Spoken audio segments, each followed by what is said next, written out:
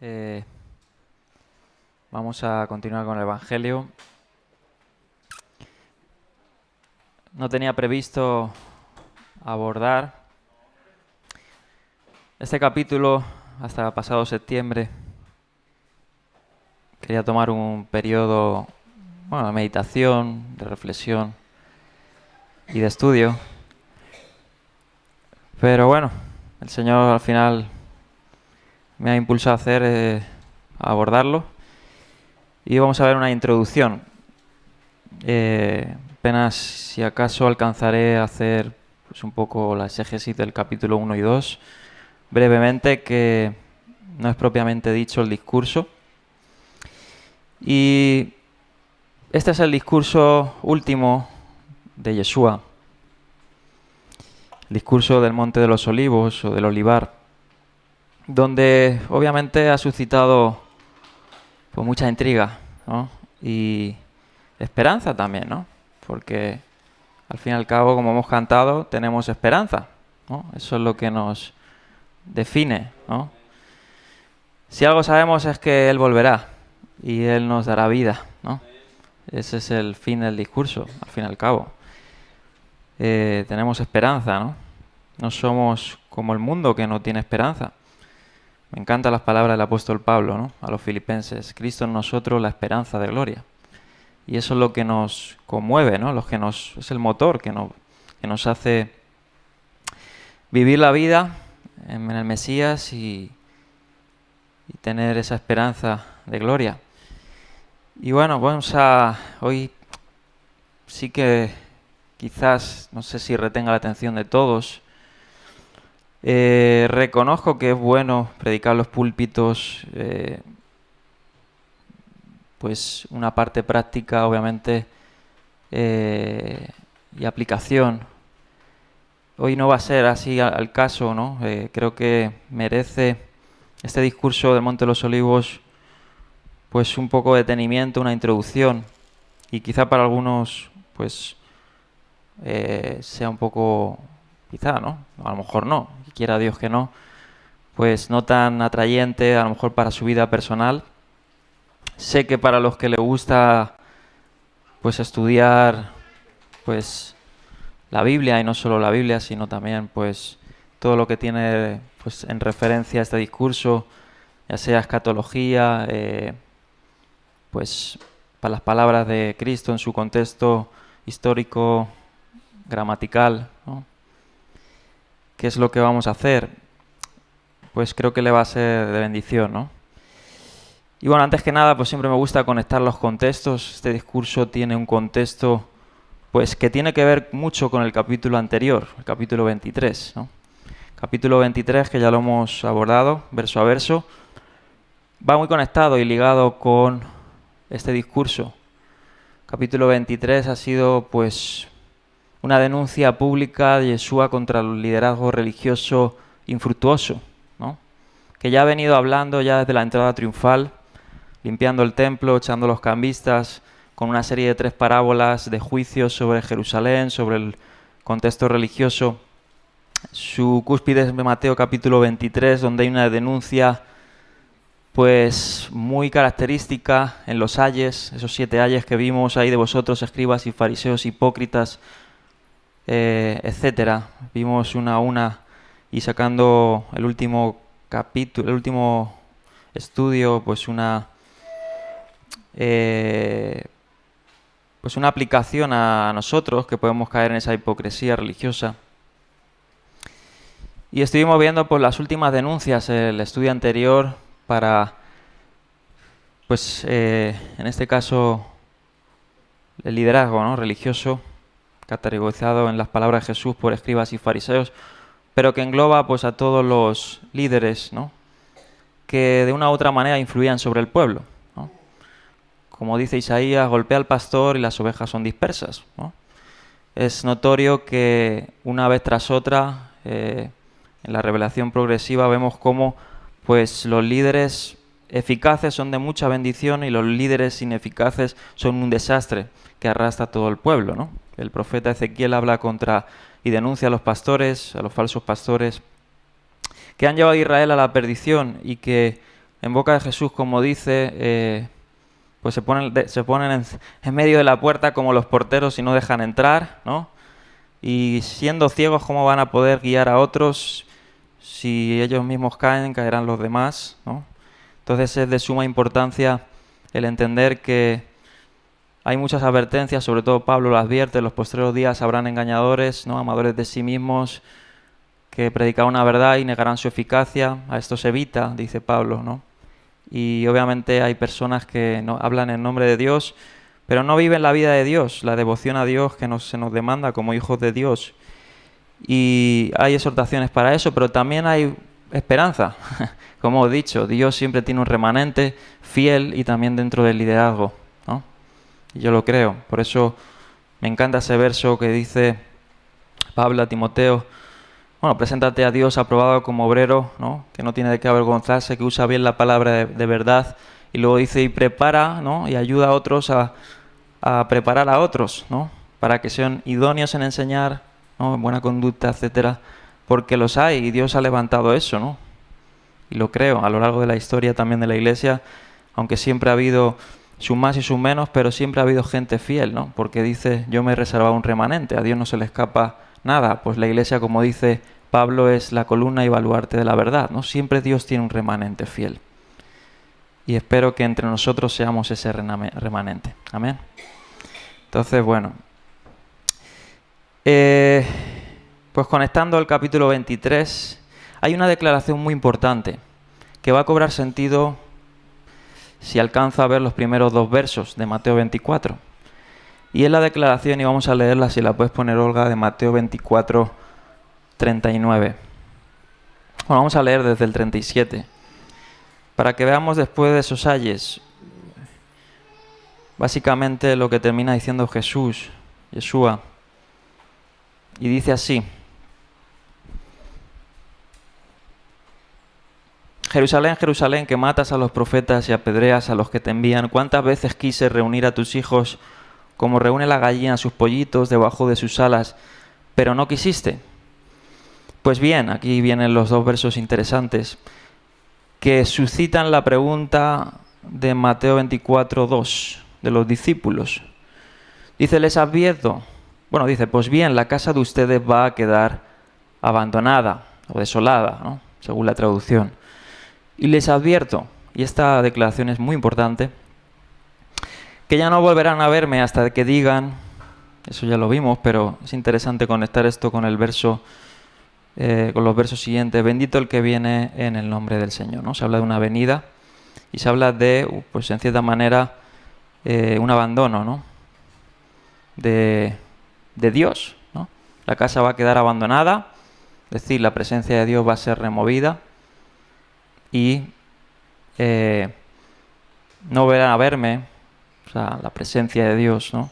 hasta que digan esta declaración que está suscitada, inspirada en el Salmo 118, 26, ¿no? Del salmista. Bien, vamos a hacer una introducción antes de abordar, porque es interesante, ¿no? Y creo que es necesaria, pues siempre, pues en este caso este discurso que es bastante trascendente, sobre todo a la hora de hacer escatología, ¿no? Propiamente dicho, esto sería la escatología mesiánica, ¿no? Propiamente, literalmente dicho, la escatología de Jesús, de Yeshua. Sí, encontramos textos pues escatológicos y hablaremos de esto, de la literatura apocalíptica, del género apocalíptico, profético, etcétera, que no es lo mismo todos estos géneros, y eso es importante tenerlo en cuenta, obviamente, para abordar de una manera más académica o más exhaustiva y con precisión pues este discurso, ¿no? Y pues obviamente Mateo 24, y vamos a ver, ¿no? Y creo que es importante abordarlo en esta introducción. No todas las palabras podríamos tomarlas en un sentido futuristas ni preteristas. Ahora hablaré de todas estas pues formas de ver el discurso, ¿no? Pero antes que nada vamos a hacer pues una introducción, ¿no? Y obviamente para la introducción pues se van a comentar algunas cosas que he hablado ahora, ¿no? ¿Estamos bien? ¿Sí? O sea, ¿me permiten tomarme este tiempo para eso? Si no, pues literalmente leemos el texto y cada uno interprete, ¿no? Y vea. Pero bueno, creo que es interesante ver porque el Espíritu Santo ha hablado por medio de personas, ¿no? O sea, Dios te puede hablar personalmente, pero ha capacitado a maestros, ¿no? Y a la iglesia. Y a lo largo de la historia de la interpretación, pues ha habido pues personas preparadas, obviamente, en muchas áreas, en muchos campos, que es digno, sobre todo si se quiere estudiar un libro en concreto, por ejemplo, Mateo, ver qué comentan pues estas personas sobre esto, ¿no?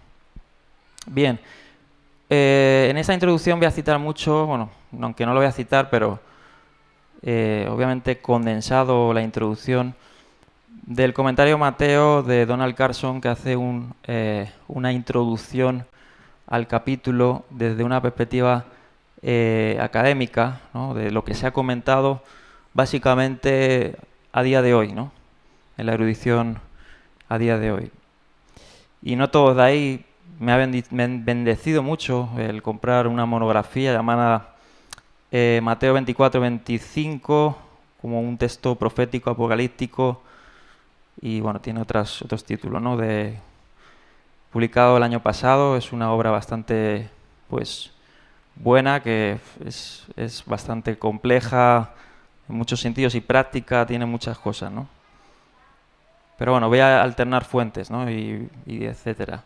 Obviamente no las voy a estar diciendo, pero para que sepan bueno, que hay un fundamento detrás, ¿no? Y personas que pues han abordado esto una vida entera quizá, ¿no? O mucho tiempo.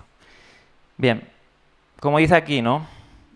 Dice, pocos capítulos de la Biblia han suscitado más desacuerdo entre los intérpretes que Mateo 24. O sea, fíjate cómo empieza la introducción.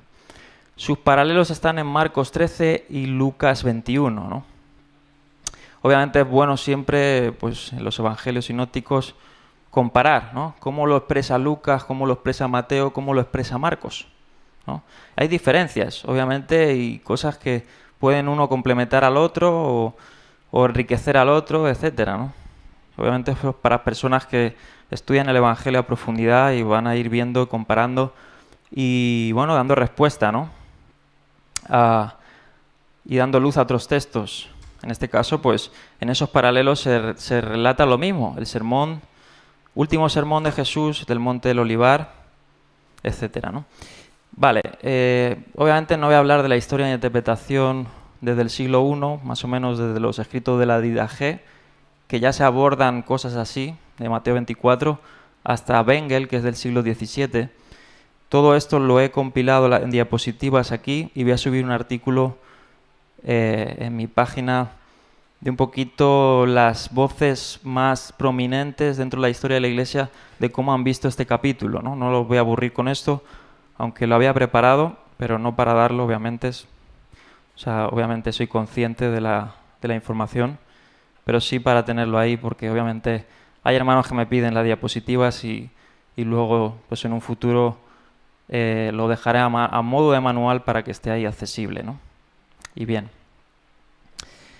Vale, seguimos. Ya teniendo este antecedente, pues es un capítulo, un reto, ¿no? A la hora de hacer, pues, interpretación, ¿no? Y ahora hablaré de las diferentes posturas, así prominentes, dentro de la interpretación de este discurso. Bien, la naturaleza literaria de los capítulos 24 y 25 y de los paralelos en Marcos y Lucas han ocupado gran parte de la atención de los estudiosos. Durante 1 o 2 siglos antes y después de Jesús, florecieron en los círculos judíos y cristianos escritos que ahora se describen como literatura apocalíptica. Ahí tocaremos ahora más adelante qué es esto. Bien, aunque la etiqueta no es precisa en sí misma, ¿no? Eso ya son detalles, pero se ha denominado así, literatura apocalíptica. Bien, porque hay diferentes formas entre los estudiosos de concebir la literatura apocalíptica. Pero bueno, eso ya no es cosa nuestra. Bien, me encantó, sobre todo es uno de mis teólogos favoritos, George Sheldon Ladd, del seminario de Fuller, una persona que coincido mucho, sobre todo en ver el reino de Dios y la escatología. Y he citado dentro de este discurso, muy citado dentro de este discurso por cómo él aborda los textos del discurso del olivar, etc. Y Laz ha sugerido acertadamente que los apocalipsis del Nuevo Testamento, especialmente este capítulo y la mayor parte del Apocalipsis, se leen como una fusión de la literatura, y esto es importante tenerlo en cuenta, tanto apocalíptica como profética. Ahora hablaremos de esto. Bien, de Laz hay algunas cosas en español, gloria a Dios. Editorial Cliete tiene, por ejemplo, su Teología del Nuevo Testamento, que es un trabajo monumental, muy buena, un tomo azul que lo podéis encontrar de Biblioteca Teología Contemporánea de Eldon Laz, muy buena, lo recomiendo. Y creo que poco más, no hay mucho más en español, tristemente. Bien, voy a... Bueno, por ejemplo, Laz es uno de los famosos también dentro del estudio de la escatología de algunas expresiones, por ejemplo, la expresión tan citada como el ya pero todavía no, parece ser uno de los que propulsó eso, ¿no? Es decir, que eso tiene también una carga teológica, pero bueno, no voy a venir ahora al cuento, pero para que los que le gusten sepan, ¿no? Bien, vamos a hacer simplemente algunas principales posturas históricas en Mateo 24, y esto es importante también, ¿no? Porque podemos diferir unos de otros en cómo ver el discurso del olivar, ¿no? Y de hecho históricamente ha pasado y lo pasa, ¿no? Dentro de la exégesis y de la historia de la interpretación, pues no todos han coincidido en todos los puntos, porque este discurso tiene muchos versículos y ahora hablaremos cómo desentrañar este asunto, ¿no? Bien, primera postura así histórica, por ejemplo, es el preterismo, ¿no? Y dentro de esto, de todas estas posturas, pues se dividen en sus categorías, ¿no? El preterismo básicamente anuncia, que ahora hablaremos que hay un preterismo clásico y un preterismo parcial, ¿no? Yo me suscribo al preterismo parcial y ahora hablaremos de eso, ¿no? Pero el preterismo clásico, muchos, sobre todo en, pues, allá por el siglo XVII, XVIII, con la escuela alemana, etcétera, muchos veían que, pues, prácticamente el discurso del olivar se había cumplido, ¿no? Y muchos veían como que todo se había cumplido, pues, en el año 70, ¿no? Y eso lo relata. El preterismo clásico describe la visión como la mayoría, la totalidad de los eventos descritos en Mateo 24 ya se cumplieron en el primer siglo, especialmente en la destrucción de Jerusalén y el templo en el año 70, ¿no? Ellos básicamente interpretarían la parusía, la venida de Cristo, en una venida en juicio a Jerusalén, etcétera, ¿no? Ya iremos viendo cosas. Argumento clave de esta escuela de pensamiento es que, las palabras del verso 34, que dice: de cierto os digo que esta generación no pasará hasta que todo esto acontezca, ¿no? Por eso ha suscitado muchas discusiones, ¿no? Este sermón. Ellos interpretan que los oyentes originales verían el cumplimiento de este discurso. Y luego el preterismo parcial sostiene que la destrucción del templo se cumplió tal como sabemos a día de hoy en el año 70, pero que la segunda de Cristo es aún futura, ¿no? La parusía, que ya veremos. Bien, otro enfoque, otro punto de vista histórico de Mateo 24 es el futurismo, ¿no? El futurismo es totalmente lo extremo del preterismo clásico.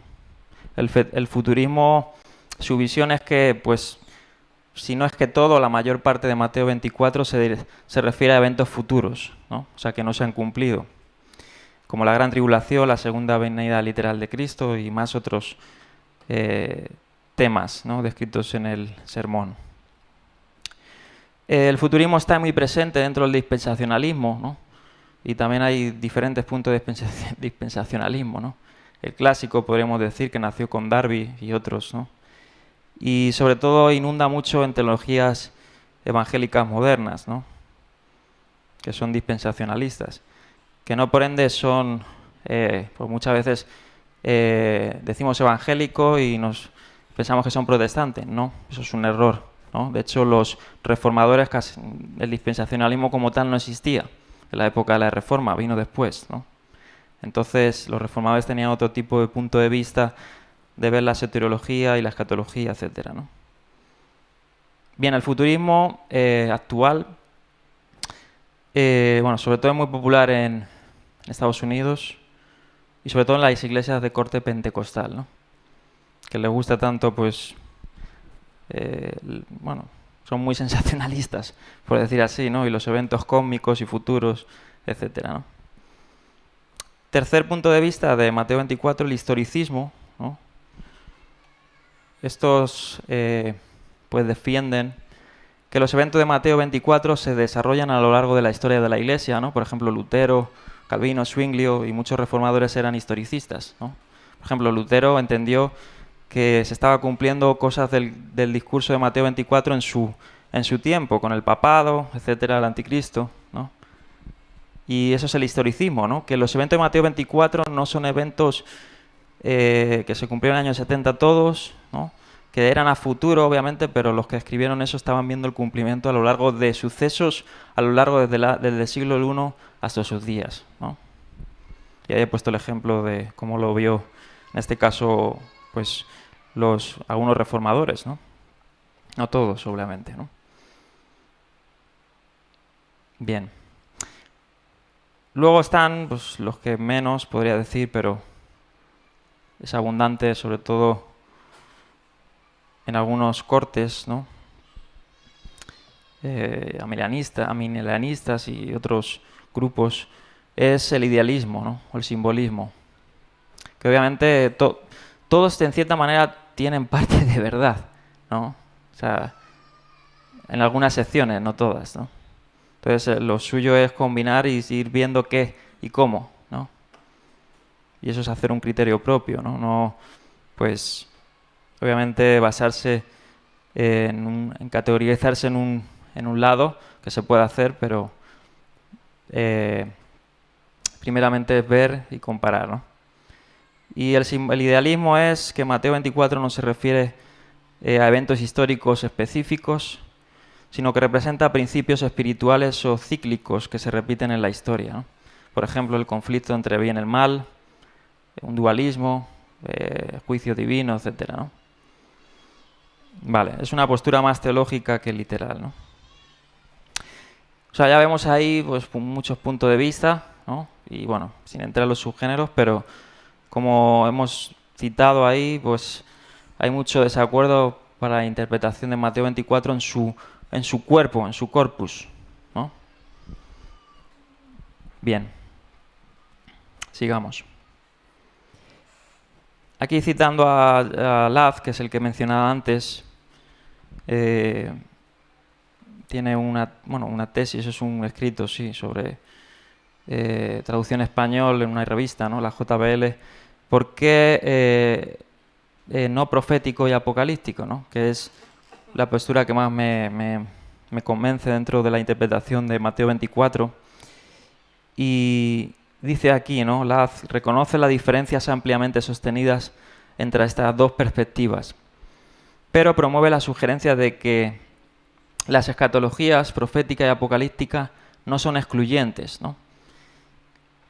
Bien, para eso, antes que nada, quiero pues, explicarlo un poquito rápido, sin entrar luego a lo que es literatura apocalíptica, apocalipticismo, etcétera. Pero obviamente profecía no es lo mismo que apocalipsis, ¿no? Y ya no hablemos de la definición de apocalipsis, pero profecía puede ser una profecía histórica, ¿no? Puede ser no histórica, también eso lo vemos. De hecho, lo hemos visto en el Evangelio de Mateo, ¿no? Hay profecías que son de doble cumplimiento, tanto históricas o simbólicas, ¿no? También, por ejemplo, vimos en Mateo cómo Mateo interpreta un cumplimiento profético, ¿no? Cuando, por ejemplo, Jesús va a Egipto, o, por ejemplo, cuando hace el censo, ¿no? Ahí está el censo de Herodes y ocurre el infanticidio, y por ahí Mateo ve el cumplimiento de voz derramada, voz de galás y de lamento, ¿no? Y eso se cumplió históricamente, literalmente, en los tiempos de Babilonia, cuando vino el imperio babilónico y se llevó a los hijos de los israelitas, ¿no?, a Babilonia como esclavos, ¿no? Y las madres lloraron en Israel porque se estaban llevando a sus hijos al exilio, ¿no? Y eso se cumplió pues 500 años antes o muchos años antes de Jesús. Pero vemos cómo Mateo lo interpreta en un sentido simbólico, ¿no?, con el infanticidio que hubo en la época pues cuando Jesús nació, ¿no? Entonces ahí, dentro de esto hay que tener en claro que no toda la profecía es literal, ¿no? Hay profecía también simbólica, aunque muchas veces es literal, pero sobre todo cuando hablamos del Apocalipsis, ¿no?, o del género Apocalipsis, hay que saber diferenciar que el Apocalipsis maneja mucho los términos con símbolos, ¿no? Y eso, para eso entenderlo, pues hay que entender cuál era el género apocalíptico y el lenguaje apocalíptico, ¿no? Y eso es interesante. Bien. Pero estos no son excluyentes, no están divorciados el uno como el otro. De hecho, hay no solo en Apocalipsis, ¿no?, entendemos que el mismo Apocalipsis tiene este enfoque, aunque es más simbólico, como nosotros lo entendemos, pero también hay, en cierta manera, interpretación historicista, ¿no? Por ejemplo, el discurso del ángel a las iglesias, ¿no?, fue un discurso que, aunque pueda ser simbólico a día de hoy para nosotros o espiritual, teológico, pues fue destinado pues a la iglesia de Esmirna, que se encuentra históricamente en Esmirna, ¿no?, a la iglesia de Tiatira, de Filadelfia, que estaban pues presentes en la época de Juan, ¿no?, y que el ángel de Dios, Jesús, ¿no?, también dentro de la revelación que se expresa a las iglesias, les comunicó, ¿no?, un mensaje. Pero escatología y profecía y apocalíptica no son excluyentes, ¿no?, como señala Ladd, y concuerdo con eso. Ladd sostiene que los profetas del Antiguo Testamento comparten elementos básicos tanto de con la escatología apocalíptica, y eso lo vemos en Isaías, en Joel, en Amós, ¿no? Joel, el sol dejará, ¿no?, Amós dejará, cuando habla de las potencias, etcétera, que puede ser muchas veces, y de hecho se interpreta a veces en el propio contexto, por ejemplo, Isaías como pues potencias que son como vías en los cielos, como reinos, ¿no?, etcétera. Entonces, como dice aquí, los profetas del Antiguo Testamento comparten estos elementos. Son elementos básicos de la escatología apocalíptica, como la conmoción apocalíptica y la transformación radical del mundo físico, ¿no? Que ahora pues veremos un poco los pilares de esa visión apocalíptica, ¿no? Por ejemplo, aquí hay una referencia a Amós 8:8-9 que mezcla ambos. Y con todo esto no temblará la tierra, no se enlutarán sus habitantes, subirá la tierra entera como el Nilo, se agitará y bajará como el río de Egipto. En aquel día, afirma el Señor, haré que el sol se ponga al mediodía y que en el pleno día la tierra se oscurezca. Bien, hay otro ejemplo, no lo voy a leer. La profecía apocalíptica representada en las enseñanzas de Jesús debe contrastarse, dice Ladd, con una apocalíptica no profética que caracteriza en gran medida la escatología de la literatura apocalíptica judía, especialmente por diferir de su pasividad ética y pesimismo respecto a la historia presente. Y tercero, la escatología profética apocalíptica de Jesús, el reino de Dios tiene una doble manifestación, ¿no?, lo que se llama como también dualismo, en la consumación apocalíptica y en la misión histórica de Jesús y de la Iglesia. Bien. El punto de vista de Ladd deja claro que aunque Jesús trasciende a los profetas y apocalípticos, sin embargo se mantuvo en continuidad con ellos, ¿no? Se mantuvo en continuidad. Es decir, no hubo una discontinuidad. Jesús no rompe con todo el sistema actual, ¿no? Sí rompe con ciertas cosas, idealismos que la religión produce, pero no con lo bíblico. Él no rompe, no hace una discontinuidad dentro de la continuidad inspirada, progresiva, ¿no? Sí que hay pues ciertas cosas que sí, pero no con todo, ¿no? No vino a abolir la ley, sino a darle cumplimiento, a cumplirla, ¿no? Es cierto, nos digo que hasta que cielo y tierra pasen, mis palabras no pasarán. Hay una continuidad, ¿no? Eso es lo interesante. El discurso escatológico de Mateo 24 y 25 se ve adecuadamente a través de este lente como dice Las, profético, apocalíptico. Así es como yo también creo que lo debemos de ver, ¿no? Ya veremos sobre esto. Combina tanto una realidad profética específica de Israel, del Israel histórico, como una expectativa apocalíptica de consumación cósmica, ¿no? De renovación de cielos y tierra, ¿no? De restauración, etcétera. Y este punto de vista, como señala, es fundamental, ¿no? Para la interpretación adecuada. Y aquí, bueno, quizá, no sé si saltarme esto, pero bueno, ya que lo he preparado, lo diré, ¿no? Sobre considerar qué es el lenguaje apocalíptico, qué es el género apocalíptico, que son cosas distintas, ¿no?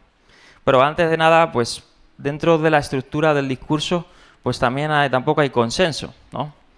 Dentro de los que he consultado, que son bastantes, ¿no? Pero he visto este de Michael Wilkins, que tiene un comentario Mateo de aplicación y que va a sacar ahora un comentario más exhausto, ahora en el mes de octubre, teológico sobre Mateo. Y él lo divide en 3 partes, el discurso.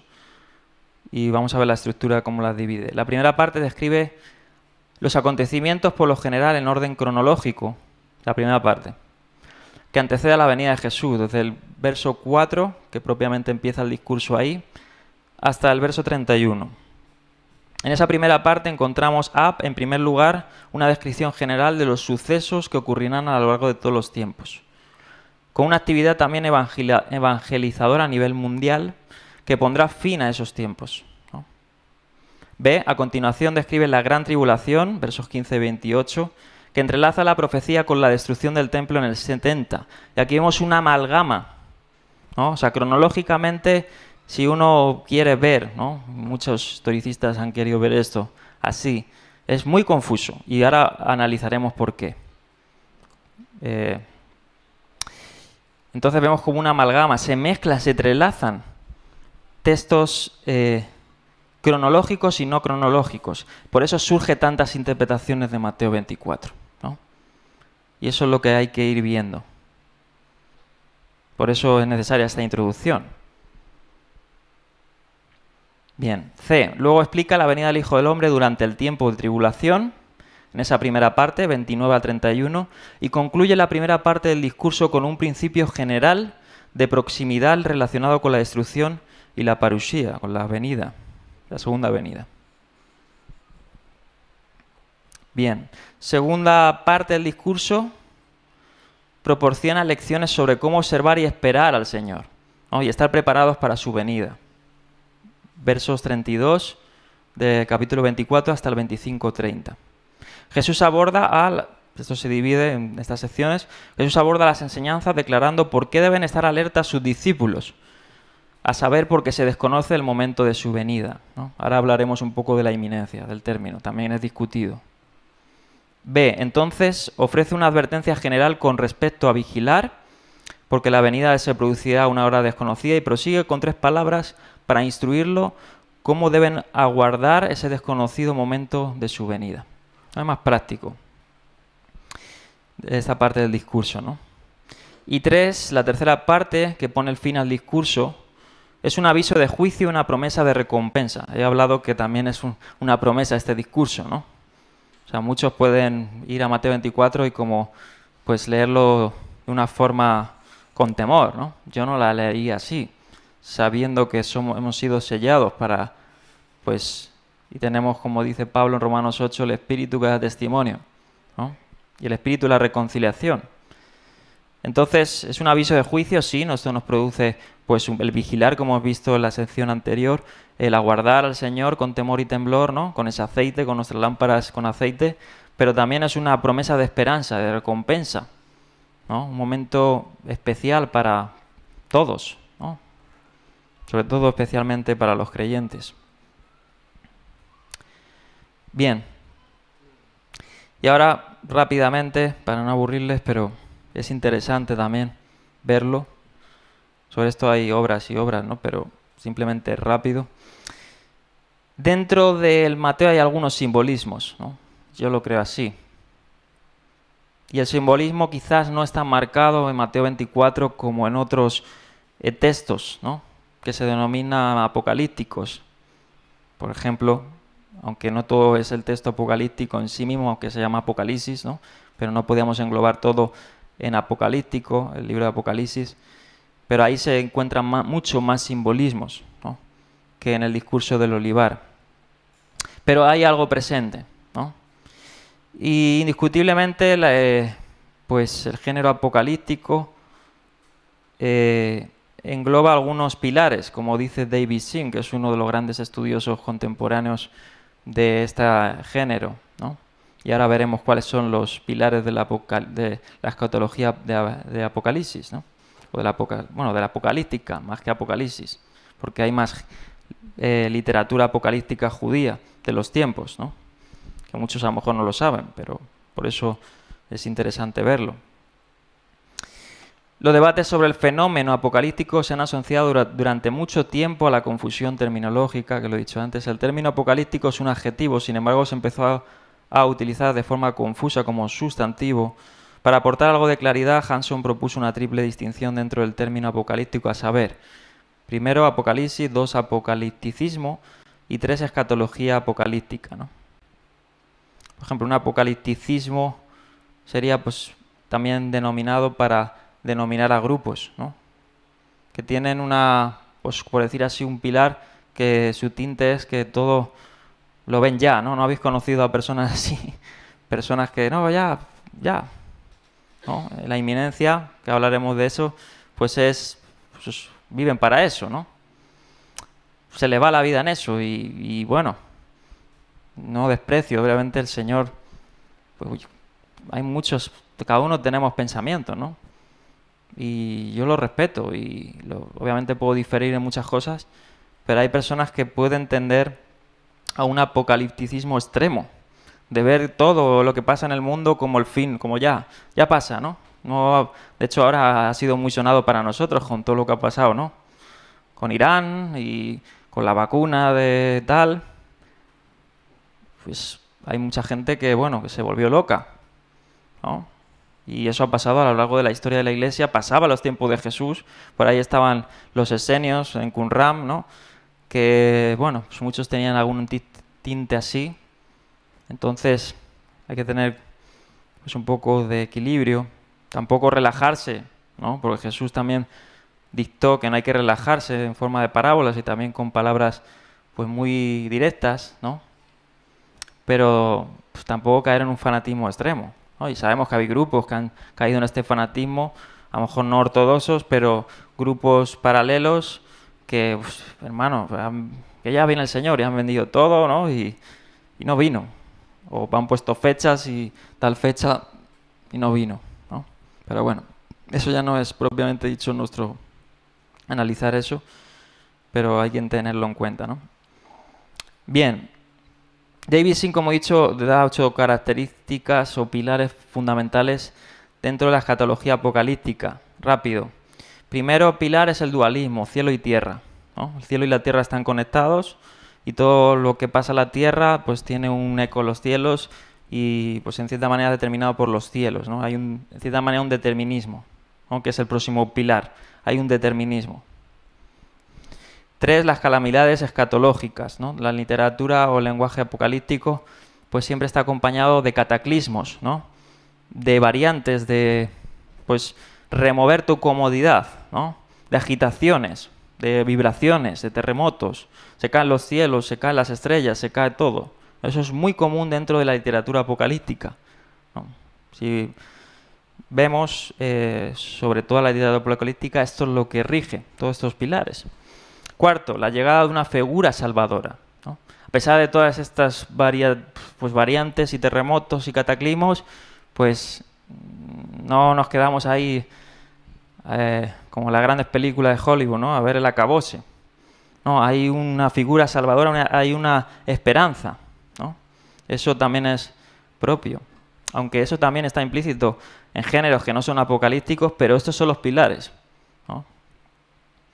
Luego el juicio, o sea, obviamente implica un juicio, ¿no? Viene una figura salvadora, pero hay un juicio, ¿no? Un juicio cósmico, un juicio mundial.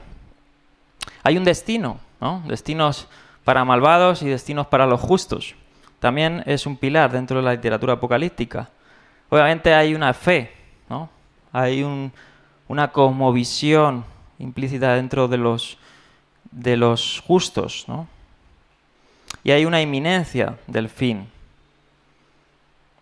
Y como dice David Sim, todos estos elementos se encuentran en Mateo 24, ¿no? Todos estos elementos se encuentran en el discurso del olivar.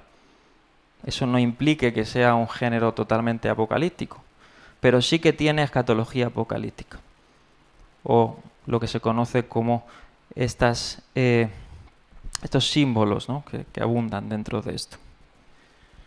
Bien. Voy a saltarme esta parte, no quiero agobiarles. Definiendo lo que es Apocalipsis, que es un género literario, apocalipticismo y escatología apocalíptica, aunque es importante. Si lo puedes poner ahí, para que los puedan leer en su casa. Luego yo tengo un artículo de 2023. Si alguno quiere saber más. ¿Y qué es esto de literatura apocalíptica? ¿O qué engloba esto, no? Pues ahí se explica, ¿no? Lo podéis encontrar, se lo pueden mandar también al chat, ahí el link, titulado Literatura Apocalíptica. Bien, sigamos. ¿Estamos bien? ¿Sí? Vale. Me voy a saltar esa parte, aunque era bastante importante, ¿no? Para hilar el hilo, pero vamos a seguir. A la 14. Bueno, perdón, a la 14. Vamos a adelantarnos una, a la 15. Eso es parte de lo que no voy a decir. Vamos a saltarnos a la 15. Dentro de este discurso, pues hay muchas cosas, ¿no? Hay símbolos, como hemos dicho, profecía, etcétera, ¿no? También hay imperativos, ¿no? Y hay imperativos en un presente, podemos decir continuo, para los destinatarios del Evangelio, ¿no? Y voy a leer algunos de ellos. Como dice, ya sea en segunda persona o en tercera persona. En segunda persona hay imperativos dentro del discurso. Mirad que nadie os engañe. Mirad que no os alarméis. Obviamente, ¿a quién le estaba diciendo esto Jesús? ¿A quién? Históricamente se lo estaba diciendo a los que estaban oyendo el discurso, ¿no? Mirad. Obviamente hay un imperativo ahí para la generación presente, para los oyentes presentes, ¿no? Ya fuera de lo que es el destinatario del Evangelio de Mateo, que es para todos, ¿no? Pero en ese momento era para ellos. Pero también hay, en tercera persona, imperativos, ¿no? Que nadie esté en el campo cuando vuelva, que no esté en sus cosas, ¿no? El nadie no implica, pues, una personificación ahí directa, ¿no? Para ellos, sino nadie puede también englobar, pues, a aquel que lea el discurso, escuche el discurso, etcétera. Bien, numerosos detalles del texto son muy controvertidos y difíciles de entender, ¿no? También ha suscitado mucho debate. Bueno, hay opiniones, ¿no? El significado de la abominación desoladora en el verso 15, el significado de que el lector entienda, del verso 15 también, si la venida del Hijo del Hombre, 27-30, se refiere a su regreso a la consumación, a otra cosa. Hay varias sugerencias históricas. Por ejemplo, resurrección, Pentecostés, caída de Jerusalén, crecimiento de la Iglesia. El alcance de esta generación, que también es confuso, ¿no? Verso 34, que muchas cosas tienen a futuro, pero parece ser que les dice, ¿no? Que no pasará esta generación hasta que todo esto acontezca, del verso 34. La solución ideal, como dice Carson, es aquella que trata todos estos pasajes de la manera más natural posible, obviamente haciendo algunos detalles, ¿no? Luego hay un término también, pues, muy controvertido, que es la eminencia, ¿no? Eso ya he hablado, me acuerdo que hablé de esto en John Terúa. Seguro nadie se acuerda. Pero hablé del término, porque dentro de la escatología, si alguien estudia escatología, para no todos lo que es la llegada inminente significa lo mismo. De hecho, en el Nuevo Testamento inminente, que ahora vamos a ver textos, no a lo mejor leerlos, pero sí, pues para que lo tengan de referencia. Obviamente la palabra inminencia engloba no a un segundo, ¿no? Que pueda ocurrir todo, sino a un periodo determinado de tiempo que puede ser rápido, pero que no implica que pueda ser ahora mismo, ¿no? En un segundo. Sobre todo en el lenguaje del Nuevo Testamento, de los oyentes, ¿no? Pero también podría decir, pues en el ahora, ¿no? El ya, pero todavía no. Bien.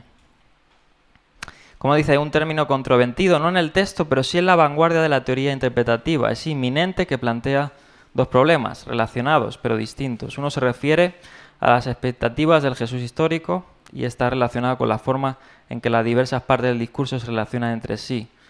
Y con el versículo 34. ¿No? Hubo una teoría muy famosa por ahí en la crítica bíblica, sobre todo en la búsqueda del Jesús histórico, que los hay fundamentalistas y no. Pero los que no son fundamentalistas decían que, bueno, que Jesús se equivocó, ¿no? Básicamente, que Jesús en el año 70 esperaba que iba a haber la restauración final y no ocurrió, ¿no? Se equivocó. O sea, Jesús era un personaje apocalíptico que decía ser el Mesías, el restaurador, pero en lo que tiene que ver con la consumación y la restauración final se equivocó, ¿no? O sea, que esa inminencia tan pronta no lo era, parece ser entendido literalmente, ¿no? Para ellos, y por tanto se equivocó. El otro problema se refiere al significado de la palabra inminente, y tal como se utiliza en el debate teológico. Por ejemplo, un diccionario la define inminente aplicada al regreso de Cristo. O sea, un regreso inminente de Cristo significa que el regreso de Cristo estaba cerca y era inminente. Casi nadie utiliza, ¿no?, dentro de la academia, de la teología, inminencia en sentido en cualquier momento, o sea, sin una serie de sucesos como ahora, ¿no? De repente, o casi nadie. O sea, esto no es respaldado por nadie. Y no solo ahora, sino es que a lo largo de la historia de la Iglesia, incluso de los apóstoles. Entonces, los que puedan defender este punto de vista, que suelen ser muchas personas que vienen de corte carismático, ¿no? Pues ignoran muchas cosas, ¿no? Bien.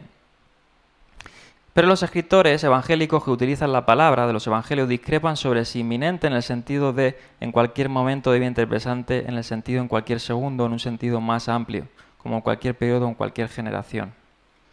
La resolución gira en torno a dos cuestiones. En primer lugar, cómo se relacionan las diversas señales que presagian el regreso de Cristo con un regreso inminente. Claro, porque si es un regreso inminente, que puede ser ya, ¿para qué hay señales? ¿No? Aunque propiamente dicho, ya hablaremos de eso, la única señal que da Jesús para la segunda venida es cuando la vean en el cielo. Esa es la propia señal, pero Él va, como he dicho, en una continuidad. Y tengo un artículo que subí ayer, que no vamos a llegar a esa parte, pero vamos a ver que hay una continuidad dentro de la escatología judía, que es que habían ideas, ¿no?, de señales antes del fin, ¿no? Como le llaman, los dolores de parto, Sebal Bach Masías, o algo así, ¿no? Los dolores de parto del Mesías, que tenían que pasar ciertos sucesos dentro de la escatología judía, que muchos aparecen en Mateo 24, y se incluyen, y Jesús añade 2 o 3 más, que son muy importantes a la luz de la revelación del Evangelio. Y la consumación final, el final de todo, que sí que puede decir que ya se dinamita el inminente, y este evangelio será predicado, del reino será predicado a todas las naciones. Y luego, ¿qué dice? Esa es la señal inminente, vendrá el fin, ¿no? Y eso es interesante, ya llegaremos a eso, pero bueno. Bien, hay muchos el dispensacionalismo.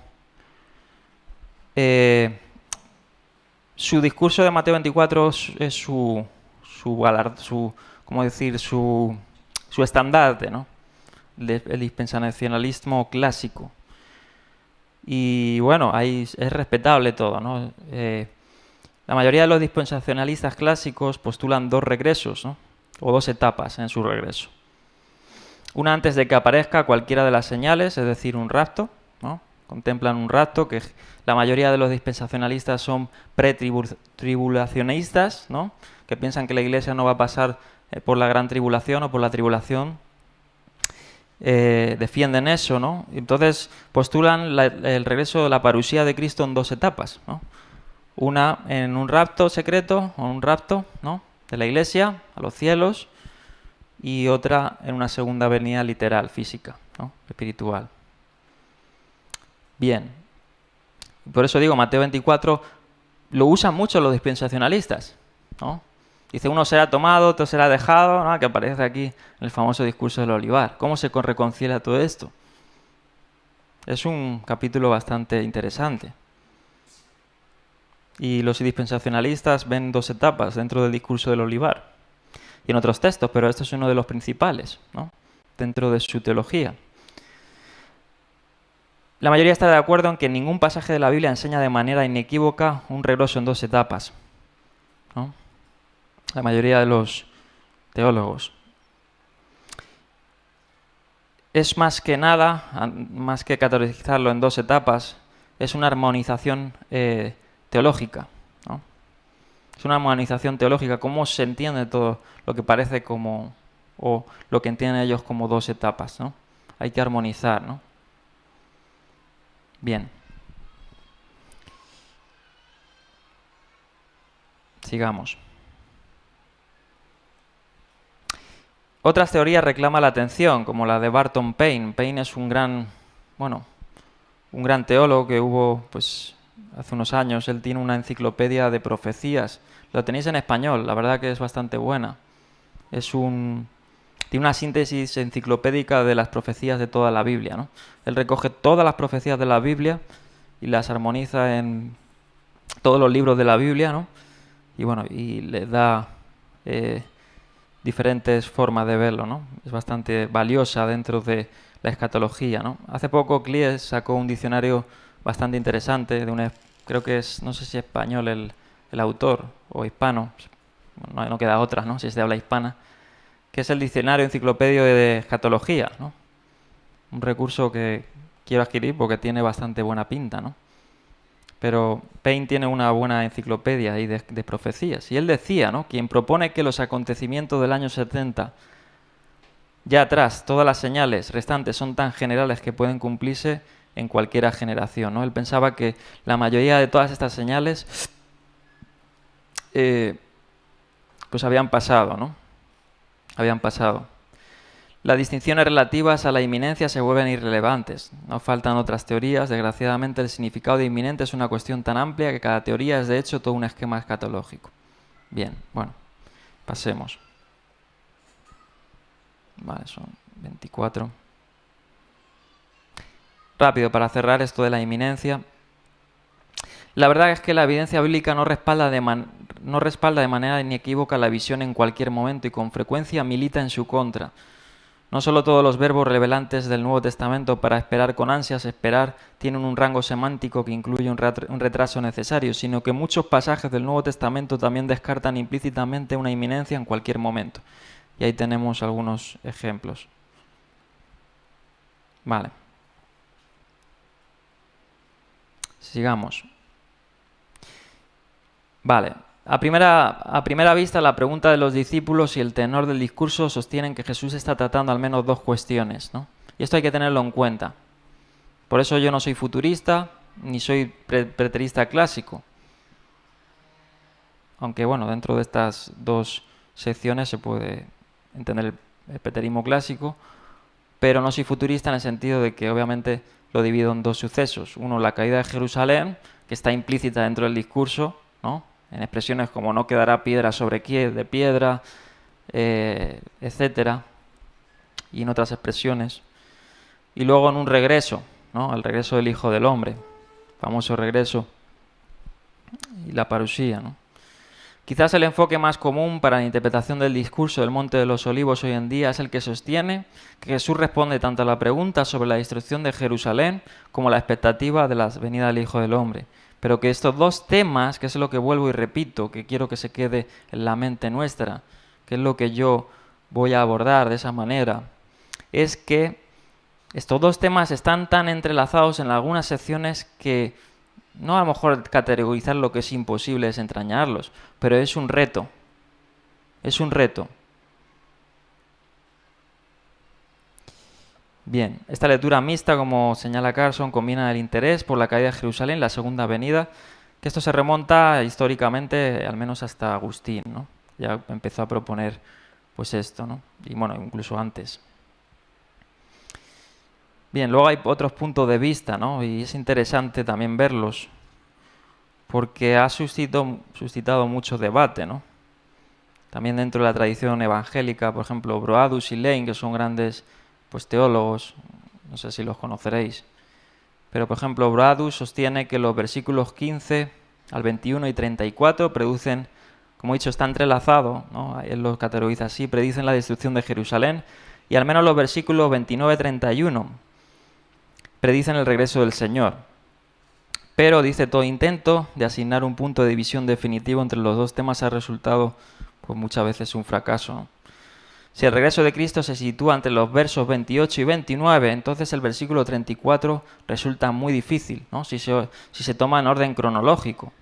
¿Por qué? Porque ahí se mezclan varias cosas. ¿Y cómo entender el verso 34 cuando dice, no pasará esta generación sin que todo esto acontezca? ¿Acaso ha pasado ciertas cosas que se han descrito que parecen ser, ¿no? No. Aunque los preteristas dirían que sí. Y obviamente hay que hacer pues algunos malabares, ¿no? Y luego vamos a ver a otros enfoques que han sido también famosos, que es la siguiente sección. Bueno, aquí da los puntos débiles Carson de esa interpretación, ¿no? No lo voy a leer. Tenéis la introducción que la subí también a mi blog de Mateo 24. Y luego hay otra, por decir así, otra forma de ver la estructura del discurso que fue impulsada, sobre todo es en la 25, ¿no? Fue impulsada ya por Juan Crisóstomo, aunque me he saltado un punto de vista, pero bueno, eso no lo creo tan influente, ¿no? Vamos a pasar a una visión más antigua que ahora ha recobrado fuerza, ¿no?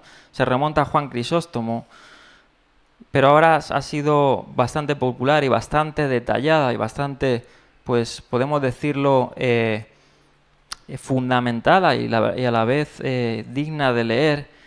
Ha sido nuevamente popular por teólogos como R.T. France, N.T. Wright, Wilson, Griffith Gibbs y otros que, bueno, no sé si conoces, que la mayoría son teólogos, no españoles, ¿no? Obviamente, son de habla inglesa y alemana. Y estos sostienen que la caída de Jerusalén está presente en el discurso hasta el final del versículo 35. Solo con el inicio del versículo 36 entra en escena la segunda venida. O sea que lo que parece que pueda ser a futuro se cumplió en el año 70, pero no todo se cumplió en el año 70. Entonces, ¿cómo hacen, no? Entonces, obviamente habrá que entender cómo ellos interpretan la venida del Hijo del Hombre. Ya hablé de eso en su día, en la tesis de Franz, que me parece una tesis bastante interesante de leer, ¿no? Porque Daniel 7, que es la imaginería de la venida del Hijo del Hombre, la visión de Daniel es que el Hijo del Hombre va al anciano de días, al cielo, y no viene a la tierra. Es interesante, ¿no? Pero bueno, obviamente eso está muy descrito en el comentario de Franz y N.T. Wright, sobre todo es un teólogo que, bueno, tendrá sus más o menos, pero es pues, académicamente brillante en muchos sentidos, ¿no? Y es muy influyente en eso, en ver, sobre todo a la luz del judaísmo, N.T. Wright, ¿no? Bien. Por ejemplo, perturbaciones. Ellos, por ejemplo, dirían, bueno, ¿qué pasa con las perturbaciones celestiales, no? Lo interpretan en que son simbólicas de desastres políticos y nacionales, ¿no? Que de hecho aparece en la Biblia de esa forma muchas veces. En Isaías, capítulo 13, 10, 34, 4. La venida del Hijo del Hombre en gloria y en poder, como he dicho, no es el regreso de Jesús en la tierra, sino como en Daniel, una venida celestial para la vindicación, ¿no? El anciano de días vindica al Hijo del Hombre y se le da poder y autoridad sobre todo. Y luego, obviamente, esto no niega una segunda venida, claro que no, ni es una visión totalmente preterista, pero es parcial, un poco más exhaustiva. Pero sí que es interesante ver los argumentos, ¿no? Y el envío, por ejemplo, de los ángeles lo interpreta la palabra angeloi como mensajeros, y son los mensajeros que Dios envía, que históricamente pasó en la historia de la Iglesia, para predicar el Evangelio, ¿no? O sea, no es, literalmente serían ángeles, huestes celestiales, ¿no? Sino serían mensajeros de la Iglesia. Y muchas más cosas, ¿no? Obviamente. Hay críticas a esta postura, ¿no? Por ejemplo, John Casey, el Hijo del Hombre, tiene un libro bastante interesante que plantea y critica estas posturas, pero son interesantes también a la hora de, bueno, de ver el debate dentro de Mateo 24, ¿no? Bien. Y ya cierro, ¿no? Voy a cerrar esta introducción, un poquito de interpretación. Tengo más cosas, pero no os quiero aburrir. Y vamos a cerrar esta introducción de la siguiente manera, ¿no? En este discurso, esa es la diapositiva 29, ¿no? Encontramos cuatro, por decir así, cuatro mensajes principales. En griego, tu telos, el fin, ¿no? Telos es fin, ¿no? No siempre, pero la mayoría de veces es telos, parece como fin, ¿no? Eso está en el verso 6, 13, 14. La tribulación, la venida del Hijo del Hombre, esos son los pilares dentro del discurso, ¿no? O respuestas escatológicas. El castigo eterno y la vida eterna. Ahora, dentro de estos pilares hay dos amplias preguntas que deben ser respondidas a los discípulos, ¿no? Hacen dos preguntas, aunque algunos la han categorizado en 3 o 4, pero el griego implícitamente tiene 2. Une el final de los tiempos con la venida del Hijo del Hombre en una misma pregunta, no en diferentes preguntas, ¿no? Pero en estas dos preguntas podemos diferenciar 5 aspectos concretos. Uno, como dice aquí, numérico. ¿Cuántas preguntas hay en Mateo 24:3? Ya hemos dicho que 2, ¿no? ¿Cuántas responde Jesús en la respuesta que sigue? 2, lingüístico-semántico. ¿Qué significa parusía? Y otros temas o frases similares dentro del discurso. 3, cronológico. ¿A qué tiempo escatológico se refiere? ¿Pasado, futuro o ambos? 4, estructural. ¿Cuál es la relación exacta entre la destrucción del templo de Jerusalén en el año 70 y la parusía de Cristo? Y 5, teológico. ¿Qué visión escatológica general transmite el discurso? Vale. Eso vamos a responder dentro de esas dos preguntas. Vale, vamos a pasa lo de la historia de la interpretación. Son como 30 diapositivas. Y el contexto del discurso está en una serie, como dice aquí Kennedy Ekeoka, que es el libro este que os he dicho que adquirí, muy bueno. Me gustan sus palabras, lo divide como una forma de sándwich: predicción, salida y predicción, ¿no? La crisis que culmina en el discurso escatológico se ha ido gestando a lo largo del Evangelio de Mateo, con los motivos entrelazados de la resistencia y el juicio. En el contexto inmediato, el discurso fluye directamente desde el capítulo 23, y aquí el juicio de Jerusalén alcanza un clímax escalofriante en la doble predicción de Jesús sobre la destrucción del templo. O sea, hay predicciones, hay profecía, pero también hay, como pone ahí, una salida de esa profecía, ¿no? La disposición del material en forma de sándwich, predicción, salida, predicción, es significativa para la interpretación. Dentro del sándwich hay dos acontecimientos importantes. En primer lugar, Jesús declara, por eso he leído antes eso: no me veréis hasta que digáis bendito el que viene en el nombre del Señor. Y en segundo lugar, Jesús sale del templo, un acto que recuerda la partida de la gloria de Dios del primer templo. Dado que Mateo cree que Jesús es Dios con nosotros, esta salida es una señal ominosa de la destrucción inminente. Bien, vamos a leer el verso 1 y 2 para terminar. Y no voy a acabar con esto, pero bueno, vamos a leerlo. Comenzamos el capítulo. Dice: Jesús salió del templo, y mientras caminaba se le acercaron sus discípulos y le mostraron los edificios del templo. Pero él les dijo: ¿ven todo esto? Les aseguro que no quedará piedra sobre piedra, pues todo será derribado, ¿no? Esto es lo que antecede al discurso. Es interesante, como he leído lo anterior de esa forma de sándwich, es los verbos que utiliza Mateo: salió y se alejaba. Y llama la atención dentro de los comentaristas, ¿no? De hecho, el mismo verbo aparece en la Septuaginta en pasajes como Ezequiel, cuando habla que la gloria de Dios abandona el templo y va al monte oriental, ¿no? Y otros verbos y otras formas que son muy claras de que la presencia de Dios, como diría la declaración: y no me verán hasta que digan bendito en el nombre que viene el hombre que viene en el nombre del Señor, ¿no? Entonces es interesante que Mateo utilice salió y se alejaba, ¿no? Como en una manera de decir, pues lo he intentado, ¿no? O sea, he venido para hacerles ver que yo soy el Mesías, pero me han despreciado, ¿no? Me han escupido. Algunos no, pero la mayoría, los líderes, etcétera. El lugar que se esperaba conservar como casa de oración, como dijo en 21:13, cuando entró al templo, ha resultado tan infructuoso como la higuera que ha destruido simbólicamente en unos versos después. Aunque hay pocos vínculos verbales directos con la visión de Ezequiel de la gloria de Dios, hay algunos abandonando el templo, el lector podría recordar esta poderosa imagen, especialmente cuando Jesús se dirige inmediatamente al Monte de los Olivos, cosa que pasa en esa visión de Ezequiel, ¿no? Cuando va a la parte oriental, donde se detiene la gloria del Señor. Si quieres lo podemos leer en Ezequiel 11:23, si lo tienes ahí, Olga.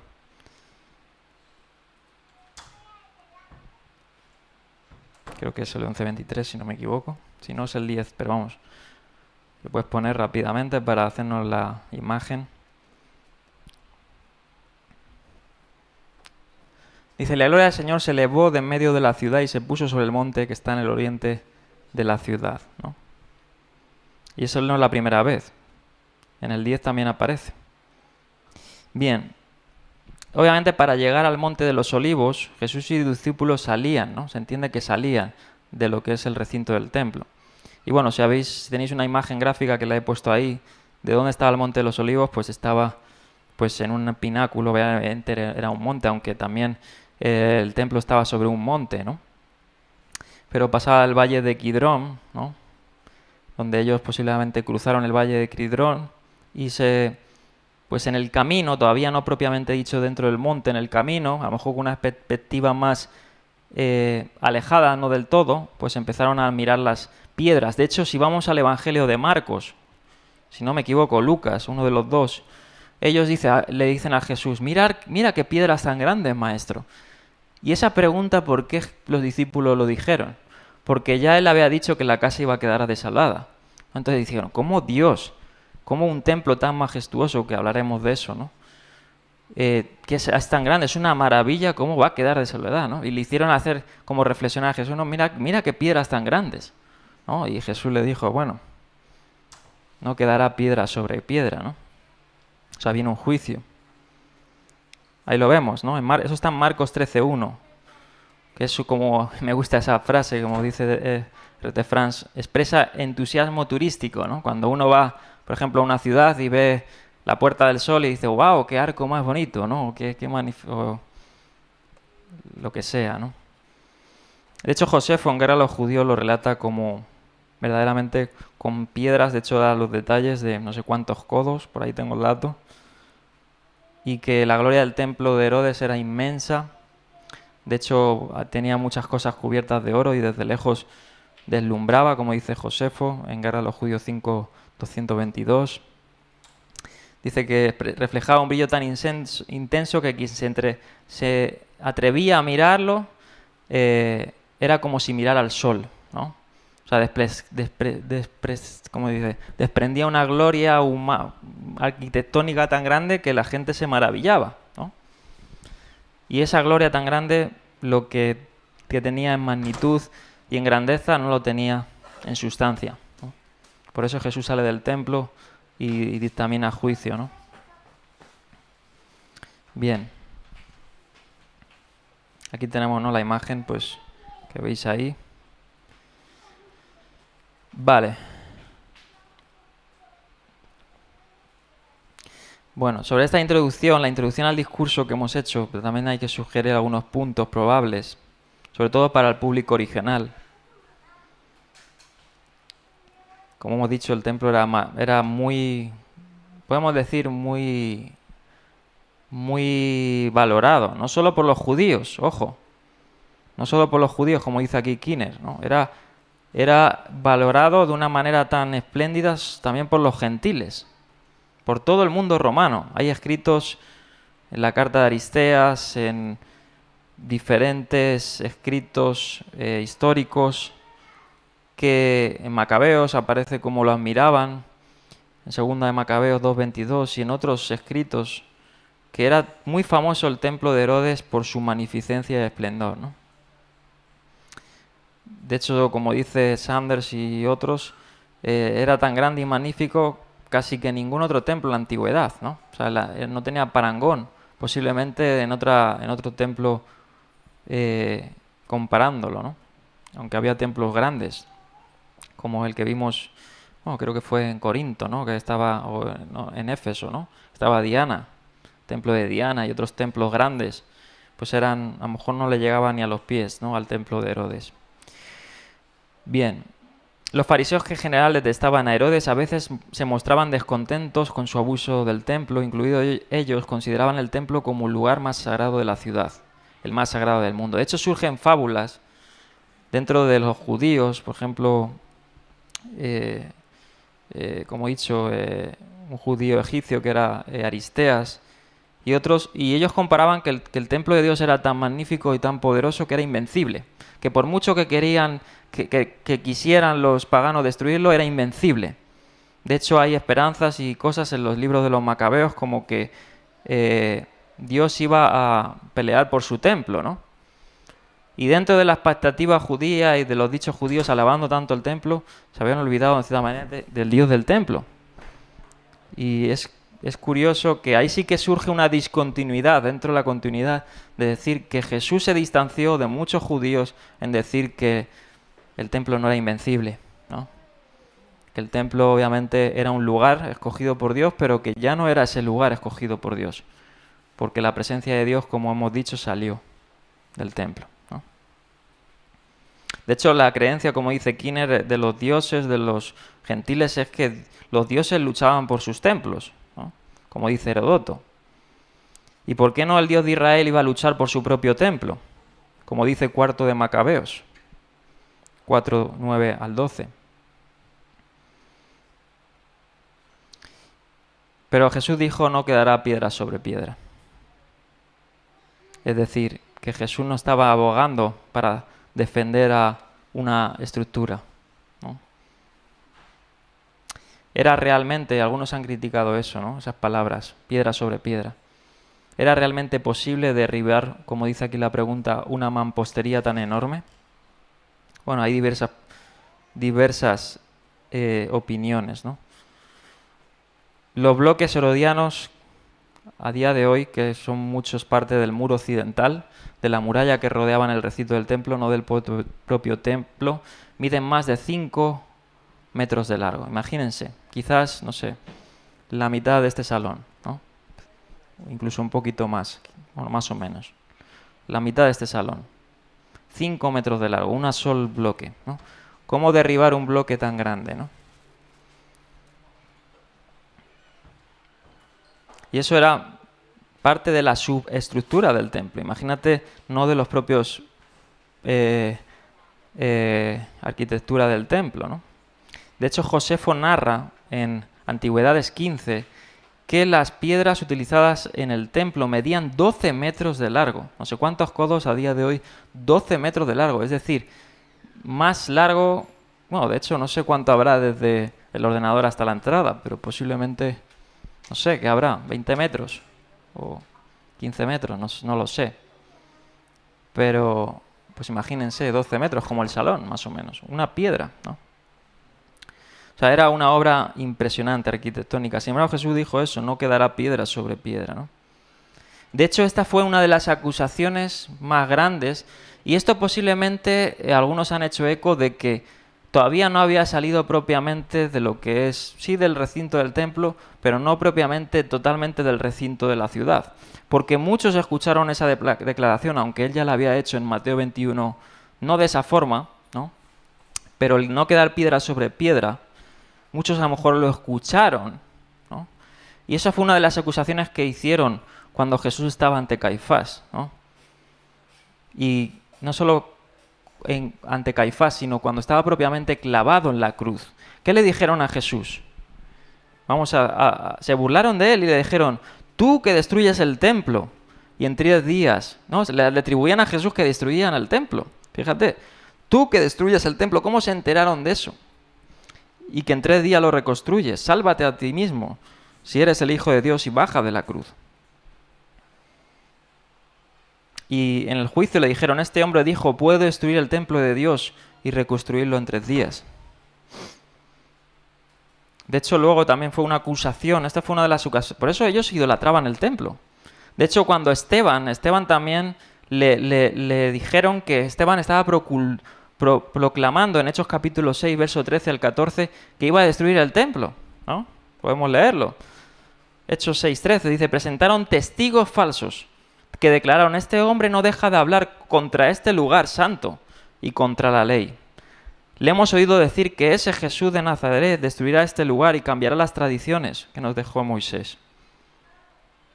Entonces fue una acusación que se repitió incluso a los seguidores del movimiento de Yeshua. Ahora, Jesús, aunque sí surge de la discontinuidad judía, como he dicho, ya aquí termino, lo que viene pues seguiremos ahondando en estas cosas y registros históricos, pero es interesante que aunque surge de la discontinuidad tradicional judía, por decir así, rabínica, aunque no como tal, pero farisea, no surge dentro tampoco de la discontinuidad bíblica. Y quiero terminar con esto. Vamos a leer para sustentar esto. Es decir, está dentro de una tradición profética bíblica. Primero de Reyes 9, del 6 al 9. Vamos a leer. Pero si ustedes o sus hijos, dice el Señor, dejan de cumplir los mandamientos y decretos que les ha dado, ¿qué dice Hebreos capítulo 1, verso 1? Dios, habiendo hablado de muchas formas, en muchas maneras, en los tiempos pasados, nos ha hablado por medio de su Hijo. ¿Qué dice aquí? Si no cumplís los mandamientos que dijo, a Él escuchad, dijo la transfiguración, en el bautismo también dijo eso, ¿no? A Él obedeced. Es un mandamiento. Entonces, como ellos no escucharon los mandamientos de Dios, y además no solo en la propia implícitamente del marco teológico de la Escritura, sino en una bat call, en una voz divina que salió de los cielos y le dijo a Él, escuchad, y se apartan de mí para servir y adorar a otros dioses. ¿Qué dice el verso 7? Dice, yo arrancaré a Israel de la tierra que le he dado. ¿Y qué dice la siguiente expresión? Y repudiaré el templo que he consagrado en mi honor. Entonces Israel será hazme reír de todos los pueblos. El verso 8 hace una pregunta retórica. Muchos quedarán asombrados, en son de burla preguntarán, ¿por qué el Señor ha tratado así a este país y a este templo? Miqueas 3:12, por eso Jesús continúa dentro de la continuidad profética, pero no dentro de la continuidad rabínica, que adoraba el templo, que creían que el templo era invencible.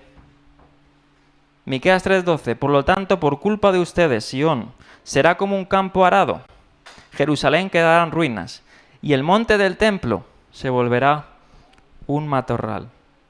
Jeremías 7:11 al 14. ¿Creen acaso que esta casa que lleva mi nombre es una cueva, como dice, de bandidos, ¿no? De ladrones, del estai? Pero si yo mismo lo he visto, afirma el Señor. Esas son las palabras que dijo Jesús, ¿no? En Mateo 21.